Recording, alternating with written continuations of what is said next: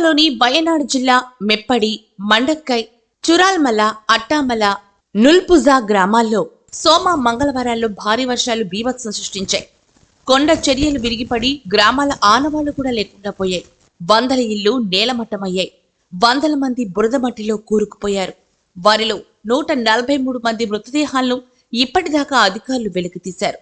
గాయపడిన సుమారు 200 మందిని ఆస్పత్రులకు తరలించారు. మరో 100 మంది వరకు ఆచూకీ తెలియడం లేదు.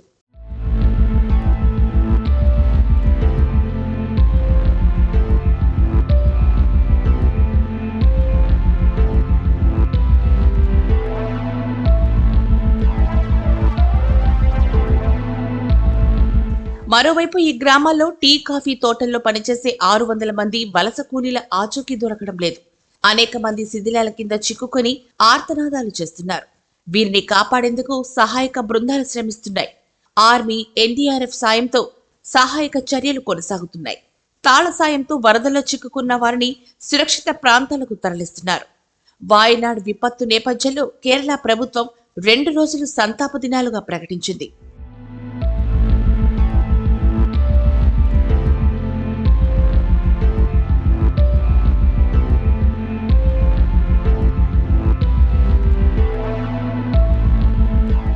సోమవారం అర్ధరాత్రి 2 గంటల సమయంలో గ్రామస్తులంతా నిద్రలో ఉండగా ఒక్కసారిగా కొండ చర్యలు విరిగిపడ్డాయి. దీంతో కొండ ప్రాంతం విధ్వంసమైంది. ఇళ్లన్నీ నేలమట్టమయ్యాయి. బురద మట్టిలో కూరుకుపోయిన గ్రామస్తులు ఆ మట్టిలోనే కలిసిపోయారు. తొలుత మండక్కై ప్రాంతంలో కొండ చర్యలు విరిగిపడ్డాయి. సమాచారం అందుకున్న సహాయక సిబ్బంది వెంటనే అక్కడకు వెళ్లి సహాయక చర్యలు చేపట్టారు. కొంతమంది బాధితులను సమీపంలోని చురాల్మలలోని వెల్లారిమల స్కూల్ వద్ద ఏర్పాటు చేసిన సహాయక శిబిరానికి పంపించారు.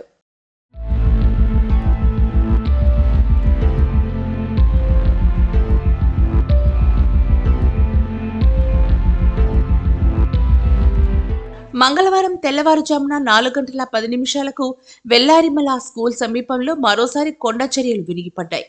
దీంతో శిబిరంతో సహా చుట్టుపక్కల ఇళ్లు, దుకాణాలు బురదలో కూరుకుపోయాయి. అనేక వాహనాలు అందులో ఇరుక్కుపోయాయి. చురాల్మల గ్రామంలోని కొంత భాగం తుడిచిపెట్టుకుపోయింది. మండక్కైలో మంగళవారం మధ్యాహ్నం మరోసారి కొండ చర్యలు విరిగిపడ్డాయి.